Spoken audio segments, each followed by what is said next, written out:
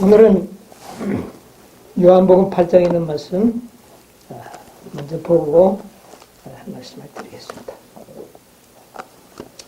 요한복음 8장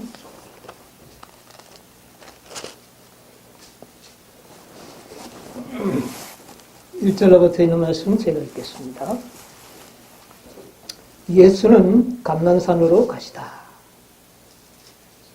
아침에 다시 성전으로 들어오시니 백성이 다 나오는지라 앉으사 저희를 가르치시더니 서기관들과 바리새인들이 가늠 중에 잡힌 여자를 끌고 와서 가운데 세우고 예수께 말하되 선생이여 이 여자가 가늠하다가 현장에서 잡혔나이다.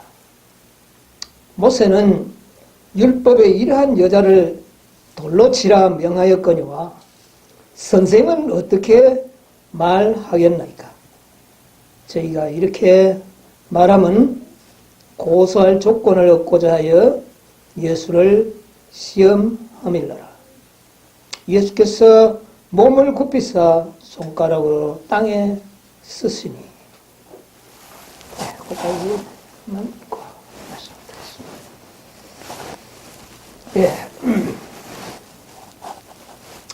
여기 간음 중에 잡혀온 한 여인의 기사가 8장에 나오는데 이 기사는 바로 시대의 소망 50장 제50장 함정에서 하는 그 기록의 중심적인 이야기가 되겠습니다. 여기 보니까 예수는 감난산으로 가시다. 그랬어요. 그 말을 1절에 특별히 그렇게 기록을 해놓은 것을 보게 됩니다. 이것은 바로 지난 안식일에 우리가 말씀을 드렸지만 초막절에 일어난 사건입니다. 예수님께서 초막절에 올라갔었다가 이런 경우를 당하셨는데요. 예수님께서는 초막절을 지키러 올라갔습니까? 아니었죠. 예. 초막절을 지키기를 한 것이 아니라 초막절을 이용하여 마지막 주님께서 하시고자 하는 큰 일을 이루시기 위하여 올라가셨다고 합니다. 이 이스라엘 유대 이 지도자들은 38년 된 그 중풍 환자, 베데스다의 연못에 누워있던 이 환자를 고침으로부터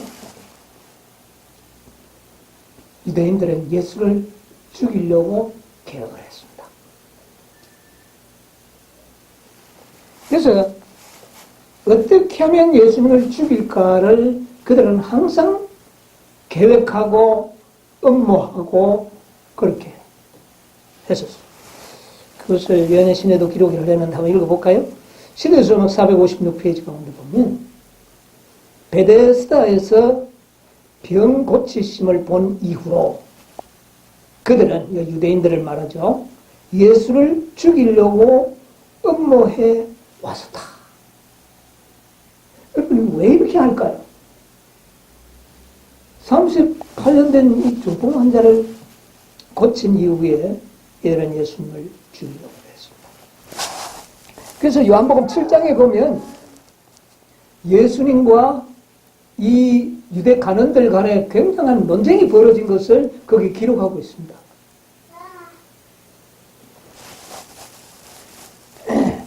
이들은 초막절에 올라온 예수를 보고 어떻게든지 예수님의 대화 속에서 그를 책잡아 잡을 수 있는 무엇을 만들려고 계속 예수님에게 그런 까다로운 질문이나 대화를 걸어왔던 겁니다.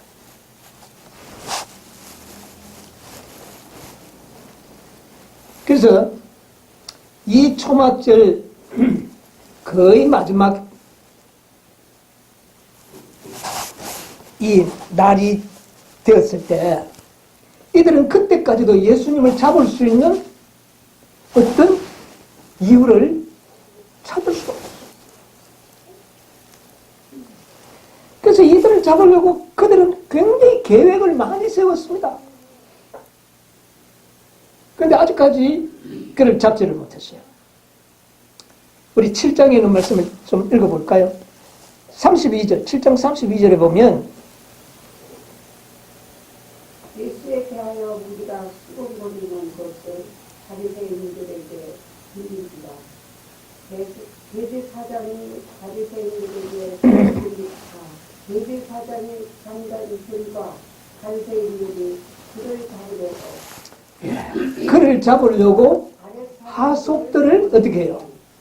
예수님에게 보내가지고 매일 예수님을 따라다니면서 그에게 잡을 만한 구실을 만들려고 했던 거예요. 이것은 예수님 말씀하시면 거기서 잡으려고 한 것이 아니라 그렇게 예수님의 말에서 흠을 잡을 수 있는 어떤 기회를 스스로가 계획했다는 말입니다. 무슨 말인지 여러분 아시겠어요? 그냥 예수님이 실수하면 잡으려고 한 것이 아니라 예수님에게 실수하도록 자꾸 일을 만들었다고 말입니다. 그래서 잡으려고 한 거예요. 그래서 잡으려고 보냈는데 결과적으로는 어떻게 되느냐 하면은 45절로부터 보면 하속들이 7장 45절 하속들이 대제사장들과 바리새인들에게 오니 그들이 저희가 묻되 어찌하여 잡아오지 아니하였느냐. 그런데 그들은 누구를 안 잡고요. 예수를 잡지 않고 그냥 돌아오는 겁니다. 그러니까 그들에게 물어서 왜 잡아오지 않았느냐 하니까 하속들이 대답하되 그 사람의 말하는 것처럼 말한 사람은 이때까지 없었나? 이들이 그만 잡으려고 이렇게 말을 걸고 했는데 결국은 어떤 것도 잡지 못하였고 결과적으로는 예수님의 말씀에 뭘 먹은 겁니까? 가마를 받은 겁니다. 그래서 잡을 마음이 이들에게 어떻게 되어버렸어요? 없어져 버린 거예요. 예. 잡을 마음이 그들의 표정과 말투를 보니까 제사장인 거리 그렇거든. 그래서 뭐라고 이야기합니까 여기에? 바리새인들이 대답하되 너희도 미혹되었다. 너희들도 미혹돼. 그러니까 이 잡으러 갔던 이 탐정꾼들이 마음의 감동을 먹고 예수님을 잡을 마음이 없었어요. 그냥 돌아왔을 때 이 관원들은 아주 낙심천만이 되어서 너희들도 미혹되었구나 이렇게 아주 이야기한 겁니다. 그러면서 하는 말이 48절에 당국자들과 바리새인 중에 그런 믿는 자가 있더냐? 이야기합니다. 자, 당국자들과 바리새인들 중에 그 시대에 가장 그 지위가 높은 계층의 사람들이었어요. 그러니까 예수님을 따라다니는 사람 누구밖에 없다? 비천하고 저 이방인들 비천하고 병이나 고침을 받은 이런 것들이나 따라다니지 바리새인들이나 당국자들이 누가 그를 따라다니느냐? 그러니까 예수님의 계층을 가장 비천하게 그렇게 몰아붙인 거죠. 그러면서 하는 말이 49절에 율법을 알지 못하는 이 무리는 저주를 받은 자들이다. 이 무식한 자들은 뭐를 지금 지키지 않는다? 율법 안 지킨대. 왜 그랬을까요? 왜 율법 안 지킨다는 말을 예수님이 듣고 있습니까?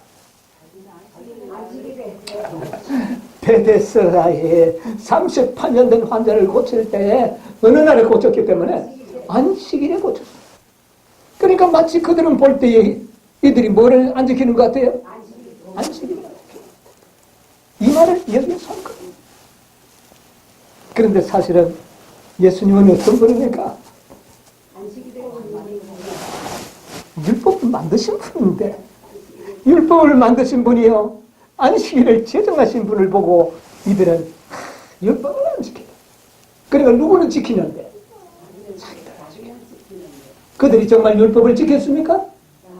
예수님께서 뭐라 그랬어요? 너희들은 율법을 안 지킨다. 아무도 안 지킨다고 이야기했어요. 시대소명이 이렇게 이야기했습니다. 그들을 보고. 너희 중에는 율법을 지키는 자가 없도다 그랬어요. 그들은 예수님을 보고 율법을 안 지킨다 그러고 예수님은 그들을 보고 뭐라 그랬어요? 율법을 안 지킨다 그랬어요. 예수님께서는 증거가 있었어요. 그들이 안 지키는 증거가. 왜? 그들은 율법을 지킨다고 하면서 항상 살인적인 의도를 가지고 있었어요. 누구를 잡아 죽이려고? 너희가 어찌하여 나를 죽이려고 하느냐? 그러니까 그 율법 지키는 겁니까? 안 지키는 겁니까? 너희들이 율법을 지키지 않는다. 예수님은 사람의 마음을 꿰뚫고 보고 있었기 때문에 그렇게 어찌하여 나를 죽이려 하느냐? 그러니까 그들이 또 뭐라 그럽니까? 언제 우리가 당신을 죽이려 했나이까? 뭐 하는 겁니까? 지금 또 거짓말까지 하는 겁니다. 거짓말까지 하는 거예요. 예수를 죽이려고 한다는 것은 백성들이 이미 다 알고 있는 사실이었어요. 그러나 예수님이 그렇게 말할 때 그들은 뭐 합니까? 거짓말. 그래서 그들은 율법을 지키지 않는다는 사실을 이렇게 자기 말로 증명을 해버립니다.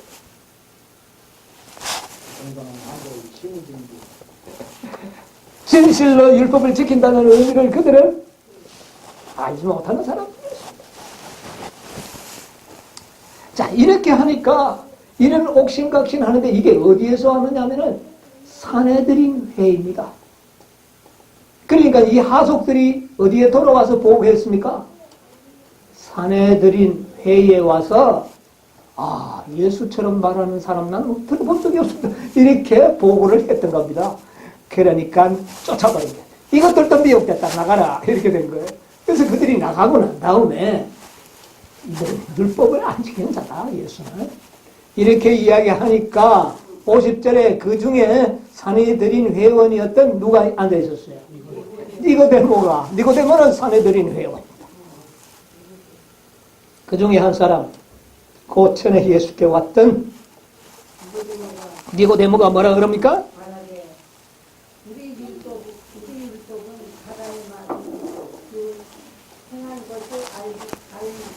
예. 니고데모가 이야기합니다. 우리가 믿고 있고 우리가 행하고 있는 율법은 소문만 듣고 판단하느냐 그 말입니다. 니고데모가 하느냐. 정확한 판단을 하려면 예수를 불러와서 그의 자초적인 이야기를 듣고 그 행위를 조사하고 난 다음에 판결을 해야지. 어째 들어보지도 안 하고 아무 조사도 없이 판결하느냐. 그러니까 이 많은 산헤드린 회원들이 어떻게 되버렸습니까? 할 말이. 그러니까 하는 말이 뭡니까? 너도 갈릴리에서 왔느냐? 그러니까 니고데모를 그런 식으로 몰아붙여. 너도 갈릴리에서 왔느냐? 잘 생각해보라. 갈릴리에서는 선지자가 나지 못한 그 이방에서 무슨 선지자가 나느냐? 그래서 예수를 완전히 갈릴리의 천민으로 그렇게 매도해버립니다. 그리고 하는 말이 각각 다 집으로 돌아가고. 회의가 잘 된 겁니까? 못 된 겁니까? 다 끝나버린 겁니다. 누구 때문에요? 니고데모 때문에.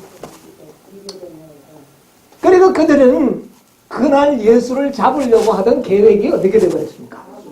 수포로 돌아가고 집으로 돌아가 버렸다고 말이다. 그때 예수님은 어디로 갔다? 예수는 감람산에 갔었다. 바로 이 이야기가 이렇게 연결이 됩니다. 예수님께서는 감람산에 갔어서 밤 동안 이슬을 맞으며 기도하신 것입니다. 그 이튿날 이제 예수님은 성전에 나와서 또다시 백성들을 가르칩니다. 가르치는데 어떤 일이 일어났습니까? 간음 중에 잡힌 여인을 끌어온 겁니다. 여러분, 이 간음 중에 잡힌 여인은요, 이 바리새인들과 간음들과 산헤드린에서 은밀하게 꾸며낸 예수를 잡을 마지막 수단으로 남겨놨던 수단입니다. 그래서 이제 예수님을 잡으려고 하는 모든 계획들이 다 어떻게 됐습니까? 지금까지는 숲으로 돌아가니까 마지막 함정을 파놓고 예수님을 그 함정에 빠뜨리려고 한 겁니다. 그 방법이 바로 뭐냐면은 가늠 중에 잡힌 여인을 예수님께 데리고 온 것입니다. 이거는 우연히 가늠하는 여인을 잡아온 게 아니고 기획되어 있었던, 계획되어 있었던 하나의 연출이었습니다. 이것은 뭐냐면은 그 동네에 행실이 좋지 못한 한 여인이 있는데 이 여인을 이용하여 어떤 사람으로 하여금 가늠하게 하고 이 일을 증거로 삼아서 예수께 데려와서 예수님을 지금 함정에 빠뜨리려고 계획되고 기획된 연극이었다고 말입니다. 이게 우연히 이런 일이 있었던 게 아니었다는 것을 여러분 알았어요. 그런데 만약에 이게 제대로 된 그 판결을 요구하기 위해서 왔다면 여인만 잡아오지 않고 누구도 잡아와야 됩니까? 그 남자도 잡아와야 돼요. 그런데 남자는 속받았어요. 남자는 여인을 일부러 유혹했던 사람이고 그 관원들과 바리새인들을 도와줬던 남자이기 때문에 그들은 그 남자를 데리고 오잖아요. 누구만 잡아왔어요? 여인만 잡아왔어요. 자, 이것은 왜 함정이 되느냐? 모세의 율법에는 여기에 뭐라 그랬어요? 예수여, 모세의 율법에 이를 돌로 쳐 죽이라 하였거니와 선생은 어떻게 하시겠나이까? 이렇게 질문을 했어요. 그래서 만약에 돌로 쳐 죽이라 그렇게 하면 당시에 유대나라는 로마의 속국으로 있었기 때문에 사람을 죽일 권한이 없습니다. 만약 죽인다면 로마 법에 의하여 형벌을 받을 수밖에 없습니다. 그러나 만약 죽이지 말라고 그런다면 모세의 율법을 지키지 않는 자다. 이렇게 해서 예수님을 또 잡을 수 있는. 야, 사단은 항상 이쪽도 저쪽도 여러분 우리가 조심해야 되는 것은 치우치지 마시기 바랍니다. 사단은 우리를 치우치게 만듭니다. 여러분 이쪽도 저쪽도 다 맞는 말이에요. 그러나 이것이 한 가지로 치우치는 그것이 함정이 되는 것입니다. 그게 바로 사단이 파는 함정이에요. 하나님의 백성은 이쪽도 저쪽도 아닌 뭐로 가야 돼요? 중립을 가는 게 중요합니다. 이것이 막 예수님을 함정에 빠뜨리려고 했던 사단의 방법입니다. 그래서 죽이라 그래도 문제가 되고 죽이는 것도 모세의 법이요. 살리는 것도 하나님의 법입니다. 왜? 자비잖아요. 공의와 자비잖아요.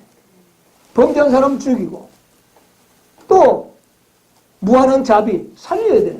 항상 공의와 자비의 법 이 두 가지를 사단은 분리시켜가지고는 어느 하나만을 주장하도록 만들어가지고 인간들을 함정에 빠뜨린 겁니다. 오늘 우리 가정체에서도 배운 것도 늘 그거죠. 복음 아니면 율법, 율법 아니면 복음으로 치우치더라고요. 복음도 율법도 다 하나님의 것인데 이것을 어느 하나를 치우치도록 만들어서 함정에 빠뜨린 것이 사단의 기만이었다는 거예요. 그러므로 오늘 우리들은 뭡니까? 이 두 복음을, 두 진리를 잘 자신의 생애 속에서 일치시키는 것이 참 하나님의 백성들의 특권인 거예요. 바로 예수님도 이 시험을 받은 겁니다. 어떻게 하려느냐는 겁니다. 자비를 택할 것이냐, 공의를 택할 것이냐. 그런데 만약 어느 하나를 택해도 예수님은 함정에 빠집니다. 이게 예수님이 받았던 미혹입니다. 그럼 우리에게도 이런 미혹이 오는 게 당연하겠죠? 네, 당연합니다. 그때 예수님께서 참 명언을 하십니다. 이게 지혜입니다. 뭐 없는 자가, 죄 없는 자가 돌로 치라. 먼저 돌로 치라. 예수님께서는 그 여인을 잡아와서 앞에 세웠는데 보니까 창피스러웠어요. 여인은. 물론 행실이 좋지 못했어요. 죄를 지었어요. 책들스러워서 눈도 뜨지 못한 눈을 감고 이제는 죽었다는 거예요. 왜? 주위에 보니까 많은 사람들이 있었는데 돌을 던지면 어떻게 되겠어요? 이거는 뭐 그 누구도 돌을 던질 게 분명한 겁니다. 여인은 두려움과 창피스럽고 부끄러움 가운데서 부들부들 떨고 있는 장면을 보게 되고, 또 한편에서는요, 어떻게든지 예수님을 함정에 빠뜨리기 위하여 아주 교모하게 경건으로 경건한 것처럼 이렇게 외모를 단정하고 와서 곧 예수님 명령만 때리면 어떻게 해요? 돌로 치려고 하는 그런 앞장선 무리, 두 무리가 있었어요. 근데 예수님께서는 여인을 보고 또 그 반대편에 정죄하는 경건한 무리들을 쫙 훑어봅니다. 근데 예수님께서는 서두르지 않았어요. 그냥 말도 안 하고 앉아서 땅에 뭔가를 글을 쓰고 있었어요. 누가 속이 탔을까요? 돌을 던지려고 하는 사람이 뭔 이야기를 빨리 해야 되겠는데 이야기를 안 하시는 겁니다. 이야기를 하기만 하면 정리할 수 있겠는데 말을 안 하는 거예요. 그러니까 제일 앞장에 있던 사람들이 어떻게 할까요? 도대체가 이거 뭐 하는 짓인지 그들이 나와서 예수님 곁으로 와서 그의 손에서 쓰여지는 글을 보게 된 겁니다. 그런데 그 사람들이 와서 그 글을 쓰는 것을 읽어보니까 자기의 숨겨져 있던 죄들이 거기에 기록이 돼요. 바로 그 여인처럼 돌에 맞을 수밖에 없는 죄를 지었던 역사들이 거기에 기록이 되어 있고, 자기의 모든 역사, 자기의 모든 생애를 들여다보고 있는 예수님 앞에 그들을 그만 얼마나 마음이 풀려. 그래서 그들은 얼굴이 창백해지고 안색이 변해서 설설설설 물러나와서 뒤로 물러나오는 겁니다. 그때 예수님께서 일어섰어요. 일어서시고 하시는 말씀이 뭔지 아십니까? 죄 없는 자가 먼저 돌을 치라. 죄 없는 자가, 너희 중에 죄 없는 자가 먼저 돌로 치라. 그러니까 제일 먼저 치려고 하던 사람이 어떻게 되어버렸습니까? 보니까 자기 죄가 거기에 공개되어 있어요. 근데 예수님께서는 이것을 말로 폭로하지 않았어요. 기록이 되어 있어요. 누구만이 보았습니까? 자신들만 보았어요. 만약에 이것이 예수님의 입에서 공개된다면 자기도 어떻게 될까요? 죽을 수밖에 없어요. 예수님께서는 그들의 죄를 폭로하지 않았어요. 누구만이 알도록 했습니까? 그 본인만이 알도록 했어요. 정말 예수님께서 자비로우시구나. 그리고는 또 그렇습니다. 자, 처음 왔던 사람 뒤로 물러가고 그 2차 부류들, 두 번째 부류들이 또 앞에 나와서 저 사람들이 왜 저렇게 겁을 먹는가? 와서 보니까 또 뭐가 쓰여져 있습니까? 바로 그 사람들의 죄가 거기에 나요. 여러분, 그들도 놀라지 않았겠습니까? 그 죄를 만약에 예수님께서 폭로한다면 이 많은 군중들이 자기들을 또 어떻게 할까요? 또 칠 거예요. 자, 우리 시대 소망에 있는 말씀을 좀 읽어보면서 계속적으로 말씀을 드리겠습니다. 460페이지와 461페이지에 있는 말씀인데요. 그들이 꾸며낸 종교에는 그를 해하기 위하여 교묘하게 짜놓은 음모가 가리워져 있었다. 그들은 예수께서 어떠한 결정을 내리실지라도 그를 고소할 수 있으리라고 생각하면서 그를 정죄할 구실을 확보하기 위하여 이 기회를 이용하였습니다. 예수께서 이 여인을 정죄하지 않는다면 그는 모세의 율법을 멸시한다는 비난을 받을 것이다. 우리 장로님 한번 읽어보세요. 마땅히 죽어야 된다고 선언하신다면 로마인들만이 가진 권리를 횡령하는 자로 로마인에게 고소당할 것이다. 예수께서는 잠시 동안 수치심으로 떨고 있는 여인과 인간적인 동정조차 없는 철면피한 고관들을 바라보셨다. 금없이 순결한 그분의 정신은 그 광경을 보고 움츠러 예수님께서는 그 장면을, 그 정죄하는 무리들의 모습을 보고 움츠러졌다. 그 다음 어떠한 목적으로 이런 문제를 당신께 가져오게 되었는지 그분은 잘 알고 계셨다. 그분께서는 당신 앞에 있는 모든 사람들의 마음을 읽고 그들의 품성과 행의 어떠함을 아셨다. 소위 정의의 수호자들이라는 이들이 예수님을 해할 함정을 만들기 위하여 이 여인을 죄짓게 했던 것이다.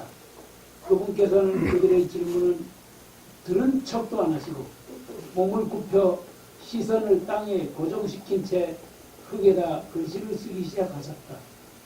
그분의 지체와 명백한 무관심에 참을 수 없게 된 보수자들은 그 문제에 관심을 기울이시도록 강력하게 촉구하면서 더욱 가까이 다가갔다.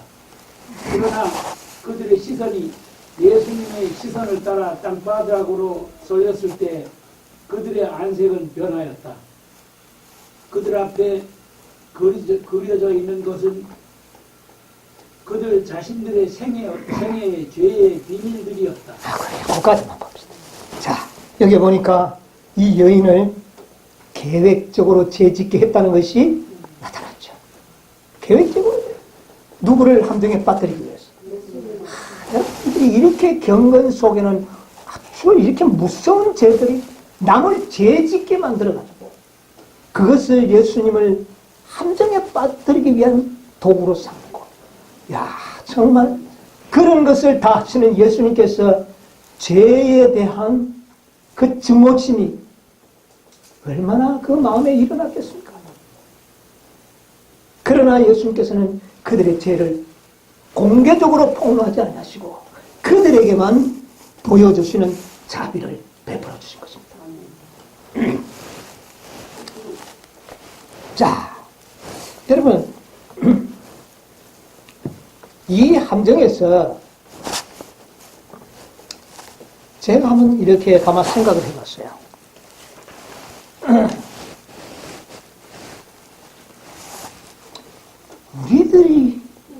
우리들의 죄가 공개되면 어떻게 될까요?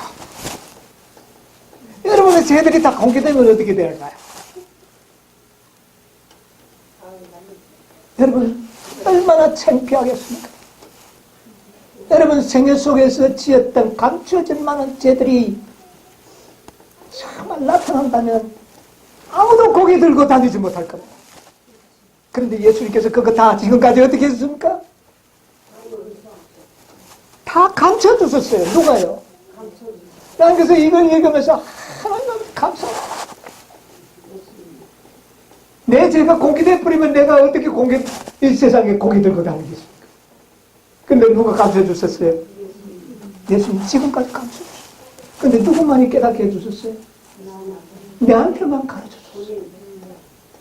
그래서 나를 회개하도록 해주신 우리 주님께 감사해요. 여러분이요, 오늘날까지 우리의 죄를 폭로하시고 하지 않으시고 감춰주신 우리 주님께 감사하시기 바랍니다. 그리고 여러분에게 깨닫게 해주신 그 죄를 인하여 감사하시기 바랍니다. 그리하여 회개하시기 바랍니다. 예수님께서는 죄인을 정죄하지 않았습니다. 예수께서는 죄인을 비난하지 않았습니다. 예수님께서는 죄인을 판단하려고 하지 않았습니다. 예수께서는 정죄하는 사람들의 죄를 나타냈습니다. 아, 여러분 여기에서 우리가 놀라운 진리를 깨닫고 하나님의 자비를 깨닫게 되시기를 바랍니다. 예수님께서는 일찍이 이 땅에 오셔서 산성수훈을 통하여 뭐라고 이야기했습니까? 비판을 받지 아니하거든. 비판하지 말고 남에게 헤아림을 받지 않으려거든. 헤아리지 말고 남에게 정죄를 받지 아니하려거든. 정죄하지 말고. 여러분, 혹시 우리는 바리새인처럼 행동하지 않았습니까? 남을 비판하고 비난하고 정죄하고 잘못을 저지르기로 바쁘게도 그 사람을 죄를 끄집어내서 예수님 앞에 데려오는 그런 행동을 우리가 얼마나 했습니까?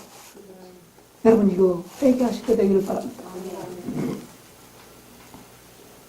주님께서는요, 남을 비판하고 남을 정죄하고 남을 조롱하고 판단할 때 주님께서는 우리의 죄를 쓰고 계십니다. 다행스럽게도 주님께서는 다른 사람에게 말씀하지 아니하시고 내만 볼 수 있도록, 여러분, 우리가 남을 판단할 때 주님께서는 우리의 죄를 끄집어내신다는 사실을 기억하시기 바랍니다.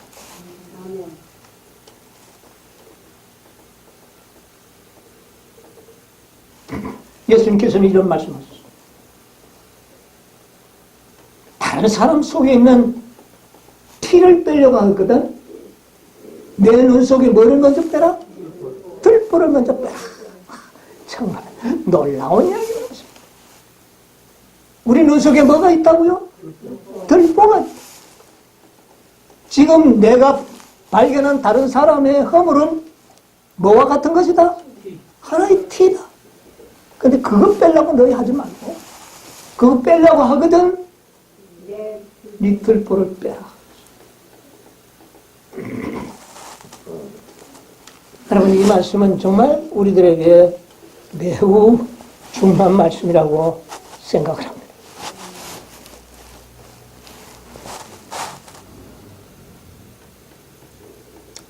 아, 461페이지에 계속 좀 보면은 아까 봤던 말씀에서 좀 더 보세요. 바라보고 있던 백성들은 그들의 표정이 갑자기 변하는 것을 보자 무엇 때문에 그처럼 놀라고 부끄럽게 생각하는지 알기 위하여 미려 제치며 앞으로 나왔다. 자, 제일 처음에 나왔던 사람들이 뒤로 부끄러워서 뒷걸음질 쳐하는 걸 보니까 두 번째 저 사람들이 그렇게 용맹스럽게 어디니 왜 저렇게 풀이 푹 죽어서 나오느냐. 야, 이리 나오라. 내가 한번 해보겠다. 예수님 한번 따져보겠다고 앞으로 나왔는데 예수님 앞에 나오니까 어떻게 됐어요? 자기 죄들이 다 나타났어요. 그래서 그런 방법으로 모든 사람들이 어떻게 했습니까? 나와서는 자기의 죄를 보고는 뒤로 물러가고 또 왔다가는 자기 죄를 발견하고 뒤로 물러가고 거기에 모였던 많은 무리들이 다 어떻게 됐어요? 다 뒤로. 그때 예수님께서 땅에서 일어나셨습니다. 그 백성들이 다 물러갈 때까지 땅에서 뭐를 쓴 겁니까? 정죄하려고 하는 사람들의 죄를 그때마다 다 도망갔어요. 그때 예수님께서는 일어나셔서 여인을 보고 이제 말씀합니다. 뭐라고 이야기했어요? 어디 있느냐? 너를 고소하던 그들이 어디 있느냐? 여인은 그때까지도 부들부들 떨고 부끄럽고 창피스러워서 떨고 있다가 예수님께서 이야기합니다. 너를 정죄하는 자들이 어디 있느냐? 그러니까 드디어 여인이 눈을 떠봅니다. 보니까 아무도 없어요. 누구만 있어요? 자신과 예수님만. 주여 없나이다. 주여 없나이다. 그러니까 예수님께서 뭐라고 말했습니까? 나도 너를 정죄하지 않냐. 다시는 죄를 벗지. 여러분이 이 세상에 가장 죄 많은 여인, 여러분 바로 여기에 나타난 이 여인은 이 세상에 가장 죄 많은 여인을 대표하여 나온 여인입니다. 그런데 예수님께서는 그를 어떻게 해요? 정죄하지 아니하시고 비난하지 아니하시고 그를 판단하지 아니하시고 그를 구원하시려고 했던 겁니다. 나도 너를 정죄하지 않아. 다시는 죄를 짓지 마. 여러분 놀라운 말씀 아닙니까?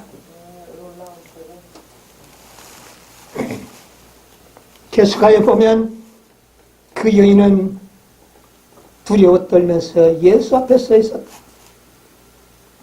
너희 중에 죄 없는 자가 먼저 돌로 치라고 하신 예수의 말씀은 그녀에게 사형 선고처럼 들렸다. 장로님 계속 한번 읽어봐 주세요. 들렸었다. 그는 감히 461페이지에서 62페이지 밑에서 너 중에 죄 없는 자가 먼저 돌로 치라고 하신 그분의 말씀은 그녀에게 사형 선고처럼 들렸다.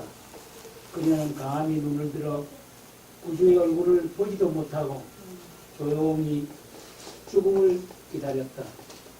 그녀는 고발자들이 말없이 부끄러워 떠나는 것을 보고 놀랐다. 그때 나도 너를 정죄하지 아니하노니 가서 다시는 죄를 범하지 말라고 하시는 희망에 찬 말씀이 그녀의 귀에 들려왔다. 그녀의 마음은 녹아 내렸다. 그녀는 예수님이 발 앞에 엎드려 고마운 사랑의 마음으로 흐느껴 울면서 뜨거운 눈물로 자신의 죄를 고백하였다. 이것은 그녀에게 순결과 평화의 생애, 하나님께 봉사하기 위하여 바쳐진 새 생애의 시작이 되었다. 이 타락한 영혼을 구원하기 위하여 예수께서는 가장 흉악한 육체적 질병을 고칠 때보다도 더 큰 이적을 행하셨다. 그분께서는 영원한 죽음에 이르는 영적 질병을 고치셨다. 이 회개한 여인은 그분을 가장 신실히 따른 사람들 중에 하나가 되었다. 네, 거기까지만 여러분, 이 여인에게 들려주신 예수님은 놀라운 복음이었습니다. 이거는 완전한 복음이었습니다. 나도 너를 정죄하지 않으니 다시는 뭐 하지 말라? 이거 완전한 복음입니다.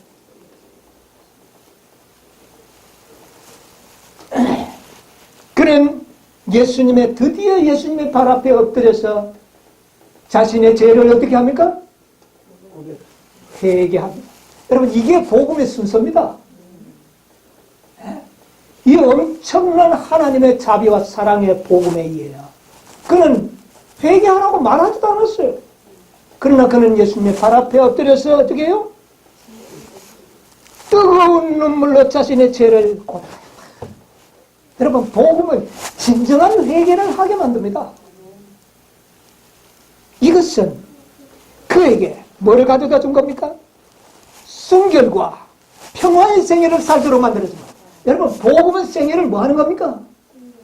변화시키는 겁니다, 여러분이요. 그 마음에 평화를 주는 것입니다. 여러분요, 복음은 그 사람으로 하여금 깨끗한 생애를 살도록 만드는 것이에요. 그게 복음입니다. 그는 하나님께 봉사하기 위하여 새로운 생애가 시작되었다. 아멘. 생애를 바꾸는 것입니다. 예수님께서는 그에게 뭐라고 담보하였습니까? 다시는 뭐 하지 마라? 그 율법 지키라는 말입니다. 그게 새로운 생애를 살게 된 겁니다. 이것은 예수님께서 어떤 흉악한 육체적 질병을 고치는 것보다도 더 큰 뭐라고요? 이적이다. 여러분이요, 더 큰 놀라운 이적을 나타나게 하는 것이 복음입니다.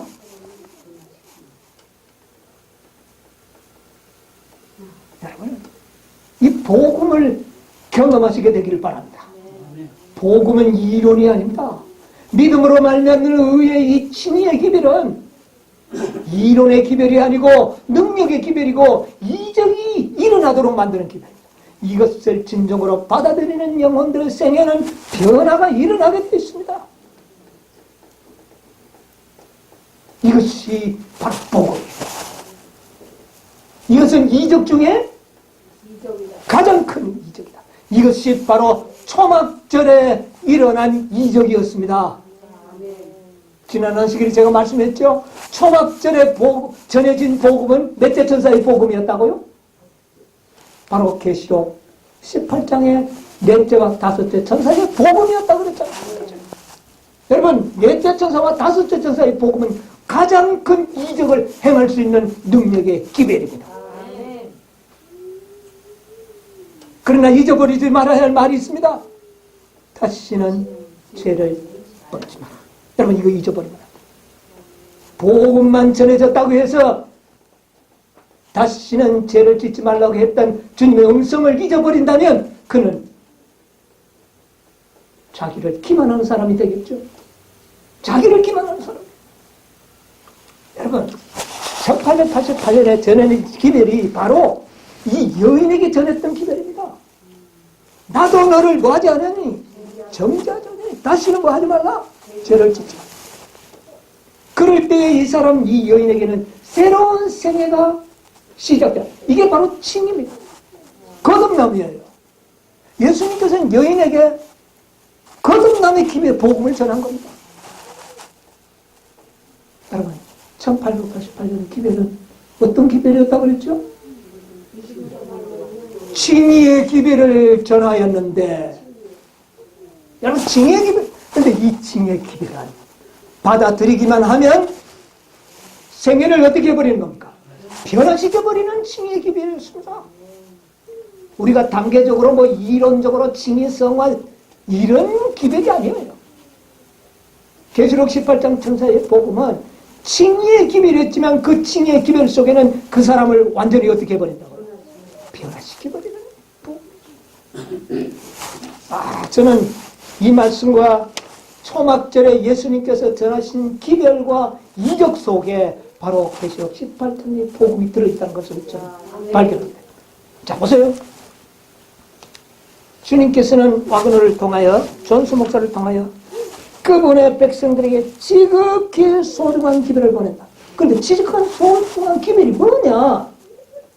그것은 보증을 믿음으로 말미암는 칭의를 제시한다. 여러분, 칭의의 기별이 과거에도 수도 없이 전했던 기별 아닙니까? 그런데 왜 소중하다고 이렇게 표현했어요? 지극히 소중한 기별이죠. 왜 소중한지 아십니까?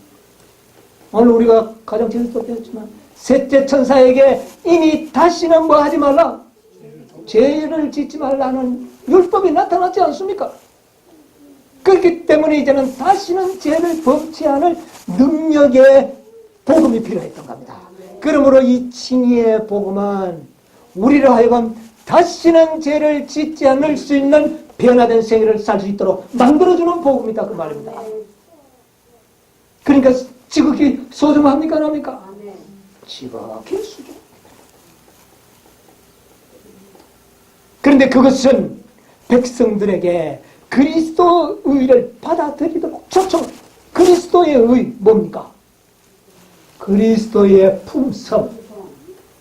이 칭의의 기별을 받아들인 자들은 그리스도의 품성을 받아들이도록 초청합니다.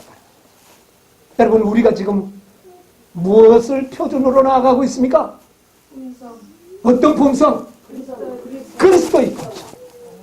이 땅에서 인간으로 오셔서 인간의 몸으로 개발하신 그 품성을 우리가 갖도록 초청하는 기별이 바로 1888년에 칭의의 초청이었다고 합니다.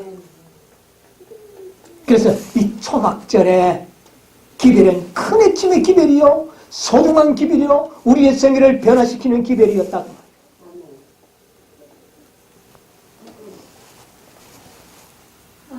이 기별을 받은 자들에게 큰 성령의 능력이 부어주심이 약속되었다. 예수님께서는 거룩한 생애를 사시고 완전한 품성을 개발하시고 그것을 칭의로 우리에게 주시겠다고 선물로 주시겠다고 약속을 했어요. 그런 자들은 죄를 용서받게 된다. 왜 용서받을까요? 그 칭의를, 그 선물을 받은 자들은 자기 생애가 그렇게 되지 못함에도 불구하고 그 선물을 주신 그분의 무릎 앞에 이 가늠한 여인처럼 무릎을 꿇고 깊은 회개를 하게 돼 있는 것입니다, 여러분. 그리스도의 완전한 품성을 선물로 정말 받으면요, 자기의 누추한 품성을 그대로 두려고 하지 않을 겁니다. 누구처럼? 가늠한 여인처럼 주여 나는 이 품성을 받을 자격이 없어. 나는 이렇게 살 수도 없었고 살 힘도 없어. 근데 어떻게 하여 나에게 이런 놀라운 축복을 주십니까? 주여 내가 회개한다. 나를 뭐 해달라고? 정결케 해달라고 하지 않겠습니까? 이런 회개가 일어난다고 말합니다. 그럴 때 예수님께서는 그 마음에 하나님의 속성을 어떻게 해주겠다? 넣어주겠다 그랬어요. 그렇게 살 수 있는 속성을 넣어주겠다 그랬어요. 그래서 궁극적으로는 율법의 의가 그의 생애에서 나타나게 될 것이다. 누가 그것을 나타나게 했습니까? 주님께서 그랬다. 그러나 우리는 그 놀라운 복음을 감사함으로 지극히 놀라운 기별로 받아들일 때에 이런 역사를 이루어 나가게 될 것입니다. 이게 바로 예수님께서 초막절에 그는 누구든지 와서 목마른 자는 내게 마시라. 그리고 그 이튿날에는 가장 더럽고 추악한 죄인도 그는 용서하시고 그의 생애를 완전히 어떻게 했습니까? 완전히 변화시키고 예수님의 생애 마지막까지 예수님을 따라간 가장 충실한 제자로 만들어버리지 않습니까? 여러분 그 여인이 어떤 여인입니까? 가장 추악한 여인. 오늘날 우리가 어떤 사람들입니까? 가장 죄 많은 우리를 이 복음이 그렇게 만들겠다고 하는 복음을 바로 초막절에 전하신 것입니다. 이것이 바로 오늘날 이 시대에 18장 천사라고 하는 놀라운 기별로 우리에게 지금 전해주고 있는 것입니다. 감사하지 않습니까? 여러분이요, 놀라운 이적이 우리의 생에서 일어나게 되기를 바랍니다. 여러분, 우리 더러운 죄인들 아닙니까? 우리를 변화시킬 겁니다. 이 이적이 가장 큰 무슨 이적이라고요? 이적 중에 이적이다. 예. 우리가 변화되어 버리는 겁니다. 누가요? 주님께서 우리를 그렇게 1888년에 이 기별을 받아들였더라면 2년 안에 예수님은 오셨다 그랬어요. 2년 동안 우리가 변화되겠습니까? 지금 100년이 지나도 안 되는 일을 어떻게 2년이 했을까요? 만약에 그때 교회가 받아들였더라면 누가 했을까요? 2년 안에 예수님께서 그렇게 만들었어요. 여러분, 저는 이것을 믿습니다. 사도 바울이 예수를 만났을 때 어떻게 변화됐습니까? 담에색 도상에서 진실로 예수 그리스도를 영접해버렸을 때 그의 생애가 어떻게 됐습니까? 완전히 변화됐습니다. 누가 변화시켰습니까? 사도 바울 스스로가 무엇을 했습니까? 누가 변화시켰어요? 뭐를 받아들이니까? 예수 그리스도를 영접하니까. 누가 변화시켰어요? 그 일이 왜 우리에게는 불가능합니까? 불가능하지 않습니다. 주님께서 우리가 때가 되면 우리를 그렇게 변화시킬 겁니다. 그러므로 우리는 이 기회를 감사히 받아야 하는 것입니다. 그렇게 하실 수도 있다는 것. 이 복음은 놀라운 복음. 이 마지막 다섯째 천사가 전하는 복음은 이런 복음입니다. 이 복음을 여러분 소중하게 간직하시게 되기를 바랍니다. 우리에게 들려오는 예수님께서 하신 말씀이 있습니다. 나도 너를 정죄하지 않아. 다시는 여러분, 이 여인은 이 말을 열평생 잊지 않고 살았습니다. 우리도 여러분이요, 복음을 받았다고 해서 예수님이 하신 이 말씀을 잊어버리면 안 됩니다. 다시는 뭐 하지 말라? 죄를 짓지 말라. 여러분, 잊지 않게 되시길 바랍니다. 이런 가운데 이 복음을 소중하게 간직하신다면 주님께서 여러분과 저를 변화시킬 것입니다. 확신하시기 바랍니다. 이것이 바로 초막절에 예수님께서 외치신 기회. 이것이 바로 오늘날 우리들에게 주신 기회. 예수님께서는 죄를 미워하셨지만 죄인은 사랑. 우리도 그렇게 하시게 되길 바랍니다. 천사들이 놀랐다 그랬어요. 그처럼 죄를 미워하시는 분이 어떻게 죄인을 그렇게 사랑하는지 천사들이 놀랐다는 겁니다, 여러분이요. 여러분도 그런 사람이 되시길 바랍니다. 우리도 죄는 미워하면서도 누구는요? 죄인은 사랑할 수 있는 놀라운 능력의 믿음의 사람들이 되어야 합니다. 그런데 우리는 어떻게 합니까? 죄는 조금 미워하면서 죄인은 엄청 미워해버립니다. 이것이 우리의 지금 현실이에요. 그러나 앞으로는요, 죄는요, 온전히 미워하면서 죄인은요, 사랑해요. 그러므로 비난하지 않게 되기를 바랍니다. 그러므로 죄인을 정죄하려고 하지 마시기 바랍니다. 그러므로 죄인에게 판단하려고 하지 마십시오. 만약 그렇게 한다면 주님께서는 우리들의 죄를 공개해 버리실 것입니다. 지금은 공개하지 않지만 언제는 공개하는지 아십니까? 우리의 죄가 공개될 때가 있습니다. 여러분, 우리가 공개당하지 않고 주님만이 알고 나만이 알고 죄를 없애기를 원한다면 남을 정죄하는 자들이 되지 않게 되기를 바랍니다.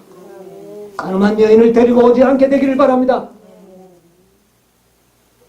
참으로 놀라운 이 이적 중의 이적이 여러분의 생애요, 제 생애에 속히 일어나게 되기를 간절히 바라면서 말씀합니다.